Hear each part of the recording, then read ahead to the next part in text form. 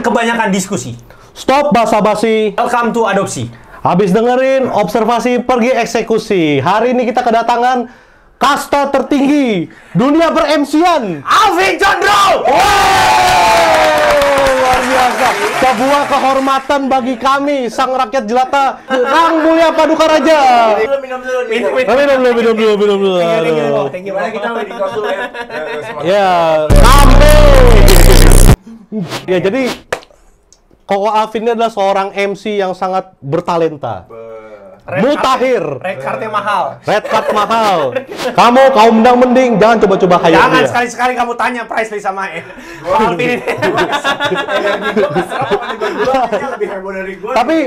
Tapi begini, maksudnya Ko Alvin ini kan sekarang ini kan sudah cukup sukses dalam dunia per-MC-an. Betul. Dan sudah banyak hire job-job yang masuk gitu. Maksudnya dari awalnya ini loh, maksudnya bagaimana memulainya gitu Ya, loh. gimana kok? Awal sebenarnya jadi penyanyi dangdut dulu.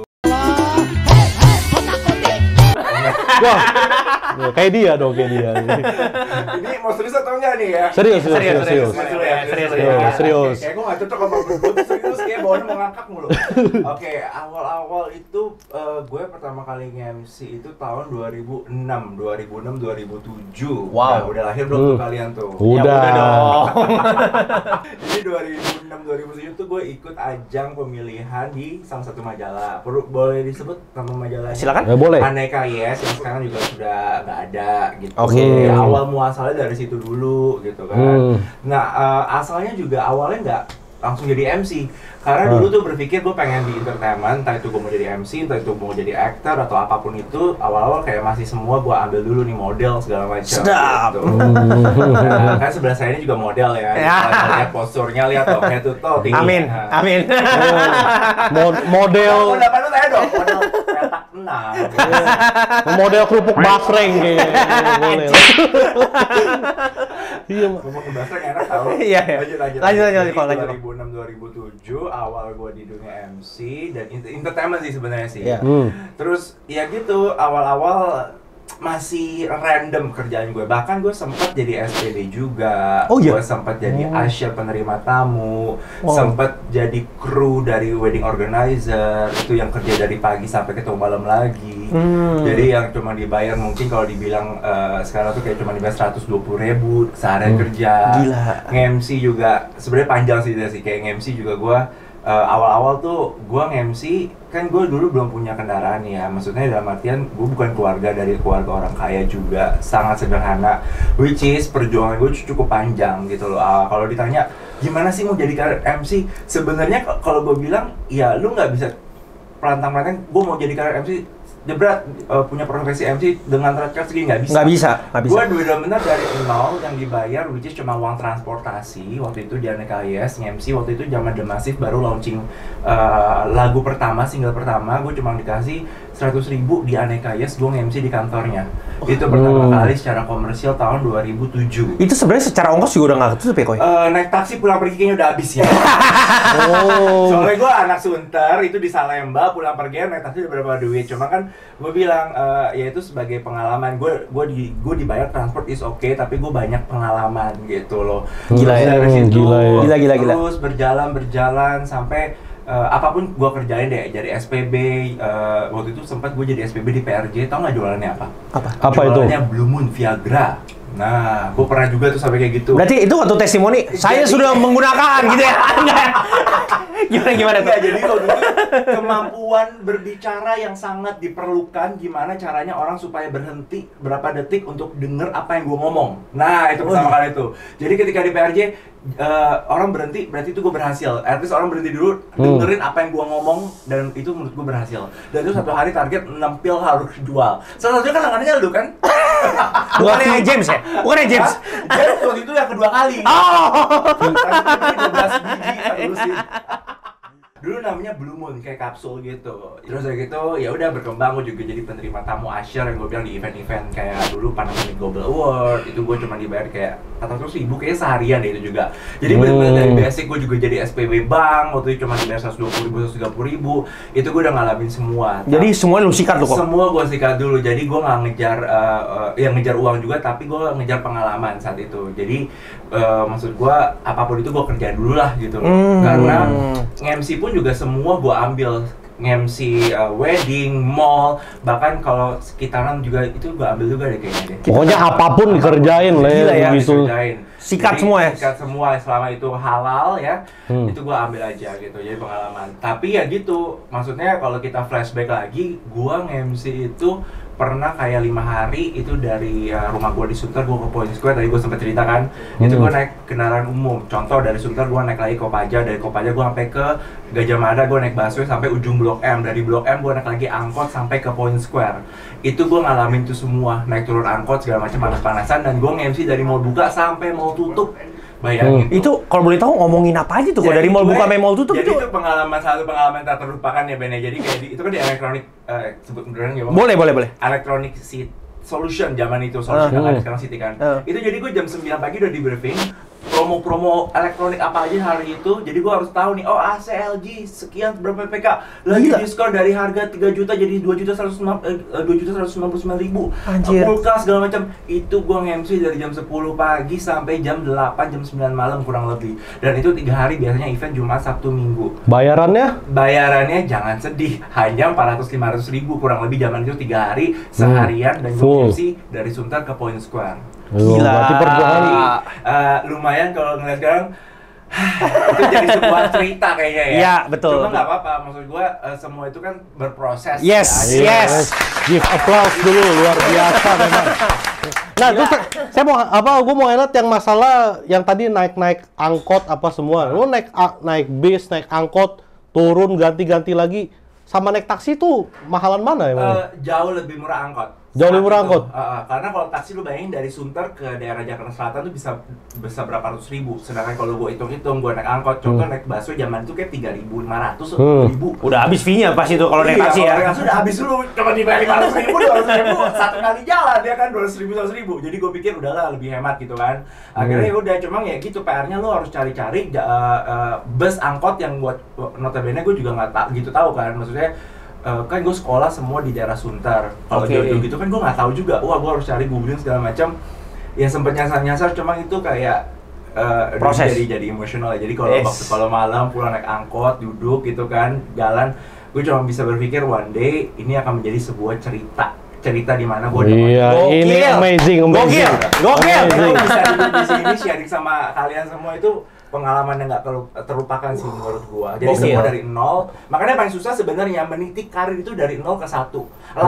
Langkah pertama, langkah kedua, langkah ketiga itu memang sulit. Tapi once udah langkah keempat dan seterusnya, lu tinggal jalan. Yang penting konsisten. Amazing. Gokil. Bro. Jangan nangis. Sini gua lap pakai kaki sini.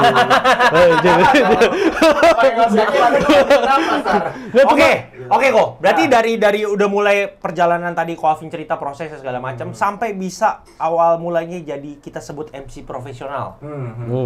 Dan perjalanannya untuk jadi MC profesional itu gimana? Boleh sharing nggak sama teman-teman? Itu perjalanannya cukup panjang juga ya, karena di dunia MC itu kan awalnya memang gue dikenal sebagai MC mall. Nah, jadi gini, kalau di dunia entertainment itu untuk MC dia ada beberapa spesifik ya, MC mall, MC fashion, MC corporate, MC wedding. Kalau menurut gue tuh ada pembagiannya seperti itu.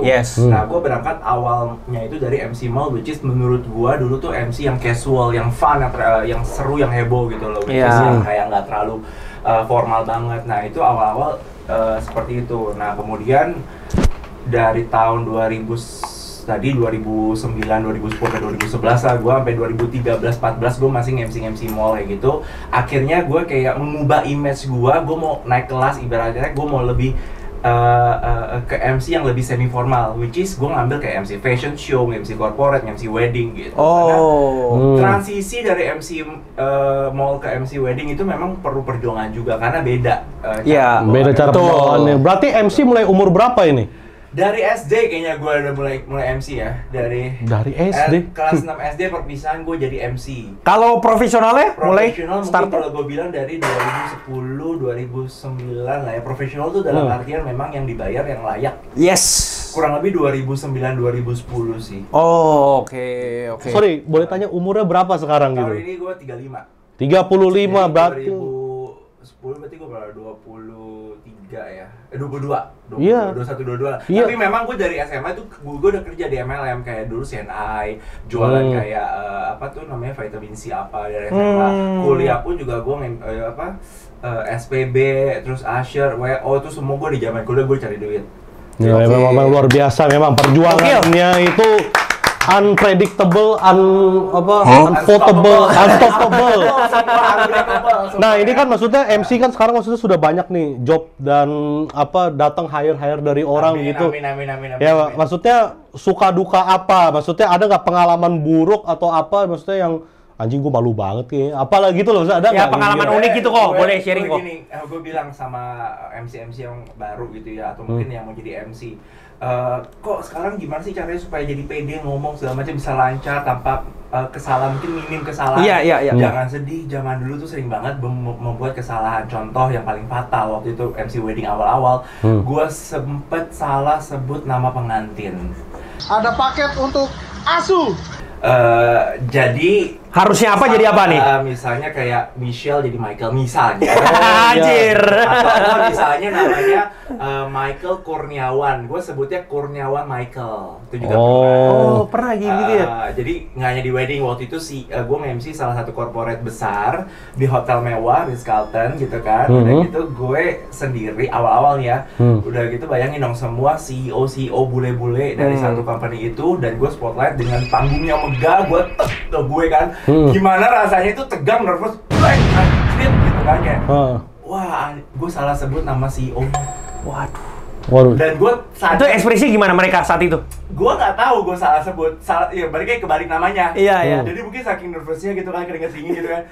Gue salah sebut nama, anjir pas gue turun gue baru dibilang sama dia, lu salah sebut nama CEO-nya. Gue langsung, gimana? Oh iya, kebalik.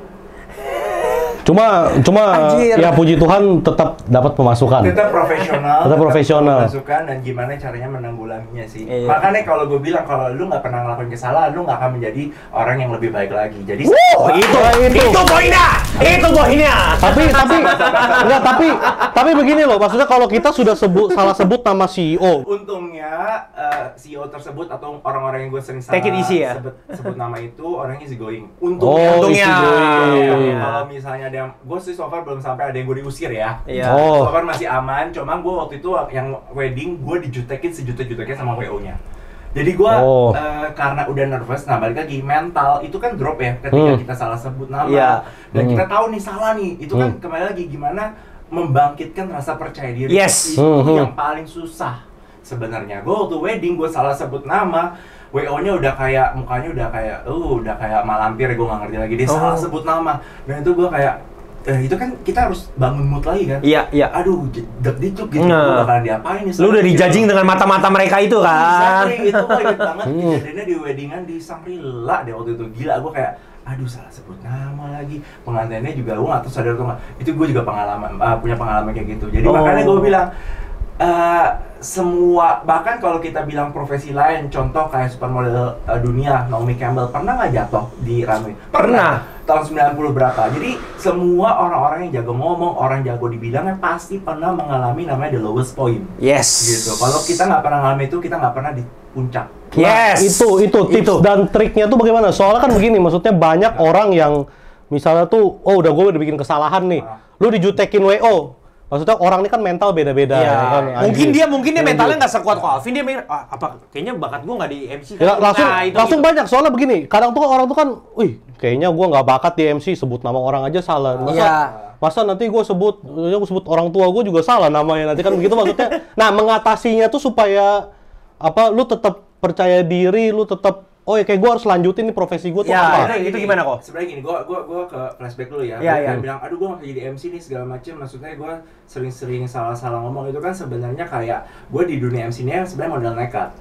Gue demen. Jadi pertama kali gue juga nggak tahu gue punya bakat di public speaking atau enggak. Pertama kali gue juga orangnya nggak pedean ngomong depan umum, makanya gue sering banget kayak ngeblank segala macam. Cuma kan by the time jam terbang itu semuanya gue bisa mengatasi emosi kontrol gue di atas panggung, cara gue ngomong, speed gue, itu semua jam terbang gitu loh. Yang penting lu berani dulu tampil, dan yang kedua gimana caranya sebenarnya is very easy buat gue ya, pertama ya, adalah mindset sebenarnya.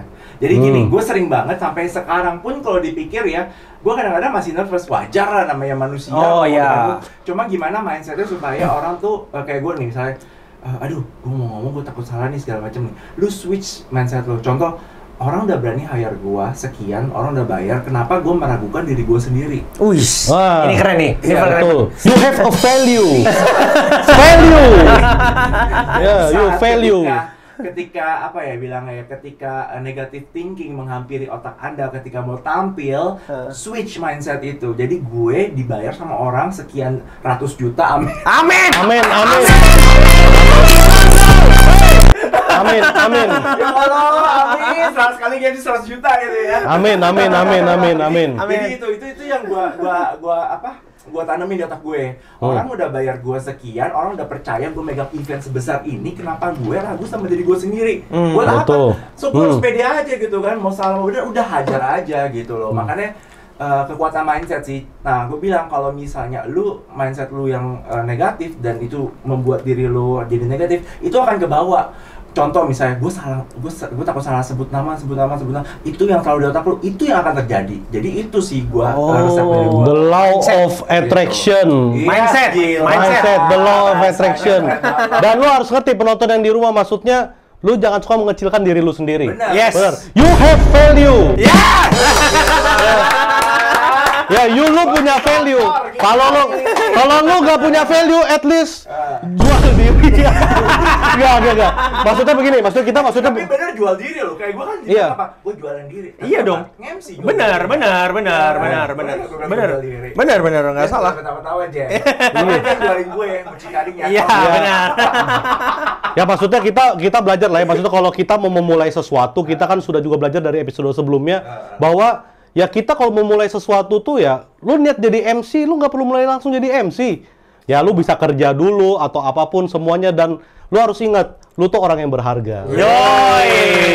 Nah, maksudnya nih saya mau tanya lagi, maksudnya kan MC ini udah lama nih ya kan. Gila 2010 coy. 2010 tuh aduh lama banget Lama banget cuy. Maksudnya Itu sih selama itu gue tua banget ya. ya bukan maksudnya Dia tuh ekspresinya dapet banget. Aduh udah selama itu. Era penjajahannya tua banget. Nggak, ini maksudnya sesepuh, senior. jangan lupa kasta tertinggi dunia per MC-an. Alvin Condro. Ini doa. Kita harus sharing some positive vibe. Apa pipe? Ini rada-rada udah gimana gitu ya, mukanya udah merah-merah. Ya, waduh panas ya. Nah, maksudnya ada nggak kan gue nih kayaknya bisa mengembangkan diri gue nih, gue punya nggak bisnis lain. Gemuk ya. Jangan. Bukan secara fisik. Jangan coba-coba gemuk, saya mau kurus susah. Dia jajan curhat. Maksudnya ada nggak bisnis lain yang ditekuni setelah menjadi MC gitu atau enggak? Kayaknya gue pengen bikin nih apa gitu. Atau mungkin maksudnya. ada peluang-peluang baru gitu kok yang dari sejak MC, Lu kayaknya pura-pura nanya deh, padahal kan gue udah ngomong sama lu, kita mau bikin rumah. konten biasa kok. mereka, Studio. iya. Ih, pikirnya pada negatif semua. Mungkin lu ngomong sama James kali. Soalnya dia jadi admin gue. Yoi. Mungkin sama James. Semua buker gue dia. Jangan. Gue laporin pacar lu beneran lu. Gue laporin pacar lu, sumpah. Kayaknya waktunya udah mau habis tuh, lihat tuh udah dikasih kode. Oke, lanjut lagi. Nggak, maksudnya ya apa tuh namanya bisnis apa? Mungkin ada nggak bikin apa gitu? Mungkin bikin Side job, ada side job mixway atau apa? Gue gini, sebenarnya gue profesi gue tuh bukan cuma MC, tapi gue juga PR-ing di salah satu klinik kecantikan. Kalau mungkin kalian pernah dengar namanya Jakarta Derma Clinic gitu. Oke. Jadi memang jalan. Kalau gue pribadi, gue tuh awalnya kan memang kalau MC ini freelance jatuhnya sebenarnya. Oh iya. Awalnya bukan Betul. main job. Betul. Jadi kalau gue kan karena gue juga lulusan dari sekolah komunikasi di PR di London School, and then gue ambil kerjaan PR itu dari tahun 2017 khusus di Jakarta Derma Clinic ini. Jadi gue build this clinic dari nol, sekarang puji Tuhan udah ada 6 cabang. Terus ya Salah satunya Plaza Indonesia, Bro. Iya, ada di PI maksudnya di Oh, masih di sekitaran Pulau Jawa ya. Mau berkelas. Jadi ya, sama owner itu dari 0 sampai sekarang bisa berkembang, puji Tuhan, karena kita udah melewati pandemi. Kalau ngandelin cuma satu job doang as MC atau pelaku entertainment kan tahu ya kemarin COVID-19 seperti betul. Cicilan tetap jalan. Yes. Gitu kan. Iya. Kalau saran gue sih kalau awal-awal MC itu jangan dijadiin untuk, maksudnya gini, kalau bisa hari gini tuh jangan cuma dari satu income. Yes. Betul. Jadi, punya another source of income. Jadi kayak gue punya kerja di klinik, juga MC, terus juga gue sekarang juga megang beberapa event juga. Kayak contoh kemarin gue sempat diambil sama Lazada juga as presenter. Isya. Gitu. Terus beberapa brand juga. Lazada. Iya, oke. Lazada, oke. Gue gak konsen dia Batuk lagi. Terus kok. Terus ya udah, jadi gue juga pegang beberapa brand. Kemarin lu lihat ya, kayak beberapa brand mobil apa itu, jadi gue dipercaya lah. Nah, jadi menurut gue tuh kalau hari gini jangan cuma dari satu income doang dan cuma jadi presenter doang atau jadi MC doang, tapi lu harus pintar-pintar cari peluang dan cari kerjaan yang oke. Wah. Oke, mantap, luar biasa. Dan jangan pernah nyerah menurut gue. Kemarin COVID-19 itu cukup memukul semua orang-orang terutama di bidang entertainment ya. Yes, setuju. Kalau nggak di event gitu, karena kan kemarin sempat stop semuanya. Nah, menurut gua kemarin banyak teman gua yang terpukul juga karena COVID-19, akhirnya mereka beralih profesi dan tidak menekuni. Menurut gua tetap lu tekunin aja, kayak contoh di dunia MC, mungkin kemarin break sebentar, tapi progresnya memang sebentar, gitu loh. Tapi lu tetap eksis di bidang MC itu. Harus konsisten ya, Koy? Harus konsisten. Yes. Jadi jangan sampai lu ninggalin pekerjaan, apalagi pekerjaan lu cintai dan lu tiba-tiba hilang, sayang. Iya. Bangun. Jadi udah slowly but sure gitu loh. Memang saat itu lagi slow, tapi percaya deh, kalau memang lu konsisten di bidang itu bertahun-tahun lu jalanin karir lu bangun pelan-pelan, semuanya akan lebih baik lagi. Badai pasti berlalu. Luar biasa. Badai pasti berlalu. Gitu sih. Emang. Nah, ini apa paling terakhir nih, maksudnya? Cepet banget sih terakhir gue. Iya, nanti kebanyakan gak ada yang nonton kayak gitu. Ya, kalau misalnya udah sekelas yang tidak berambut ya sudah. Maksudnya ya itu oke lah, mau 1 jam gitu maksudnya. Oh, itu stop the door ya? Ya kurang lebih itulah. Nah, maksudnya red card-nya berapa? Biar kisaran aja kok. Kisaran, maksudnya dari waktu awal tadi kan sudah dijelasin kan 120.000 lah berapa. Iya. Sekarang sampean nih red card-nya berapa? Saya panggilin booker saya di sini, James tolong keluarin red card saya. Kalau red card sih sebenarnya gini ya, gue nggak bisa ngomong nominal kali ya. Iya. Kisaran aja kok. Ya bisa untuk jalan-jalan ke Jepang kali ya. Wih. Jalan-jalan ke Jepang, cuy. Itu satu event tuh ya? Satu event ya? Enggak lah, maksudnya. Enggak jalan, Amin. bukan jalan-jalan ke Jepang tuh jalan kaki tuh maksudnya, atau di sana gimana gitu. Naik angkot 78 dari sini. Naik angkot ke tenggelam Anda. Gue apa ya bilangnya, pokoknya kalau untuk nominal masih terjangkau lah. Kalau misalnya Anda penasaran pengen tahu, langsung tanya Eka Ben. Wih, luar biasa. Berarti memang sekarang Koko Alvin ini sudah bisa kalian hire di pernikahan dan acara kesayangan kalian. Tapi ini pokoknya hasil dari gua MC bertahun-tahun, puji Tuhan, gua udah sampai di titik gua bisa beli my own property, itu aja. Luar biasa. Gokil. Jadi keep dreaming and do some action. Yes. Dan jangan pernah menyerah. Ya. Itu intinya, jangan pernah menyerah. Kalau Semangat. ya maksudnya ya apa tuh namanya, kita sih ya puji Tuhan lah bisa menghadirkan Koko Alvin di sini. Guys, ini manggilnya apa sih kalau penonton? Nggak tahu, terserah nanti penonton. kita nanti masih mau sayembara buat mereka. Ini yang interview gue ini sebenarnya bos-bos gede semua loh. Jadi gue sebenarnya insecure juga. Yang ini yang punya ini. Jangan disebut, jangan disebut. Tidak perlu Pokoknya disebutkan. mereka tuan-tuan tanah gitu. Gue juga banyak belajar dari mereka berdua. Amin. Sekarang balik lagi gue nanya mereka ya. Nggak usah. Langsung closing aja. Langsung closing. Ya maksudnya ya kita ya bersyukur sekali lah ada Koko Alvin di sini bisa menyempatkan waktu berbagi pelajaran, cerita, kesusahan, suka dukanya di dalam dunia mengejar karir MC, ya kan? Mengejar matahari ya. Mengejar matahari itu dia aja itu nanti itu. Iya, kalau misalnya matahari terbenam dia harus tutup kubur udah, ya.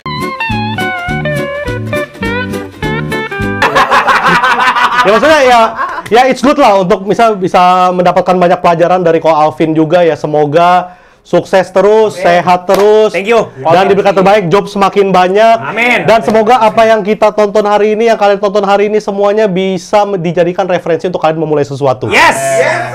Jangan lupa like, share, subscribe, dan komen. Dan jangan lupa untuk 5 orang pemenang dengan komen terbaik, kalian bisa mendapatkan 500.000 untuk 5 orang pemenang. Kalian bisa komen yang lucu-lucu, atau kalian bisa komen pengalaman kalian jadi MC, kalian bisa komen juga mungkin kalian ada bikin salah atau apa selama kalian melakukan pekerjaan kalian. Dan jangan lupa tetap share ke teman-teman kalian yang membutuhkan. Thank you semuanya and goodbye. Sampai dijumpa di episode berikutnya. Bye-bye. Bye.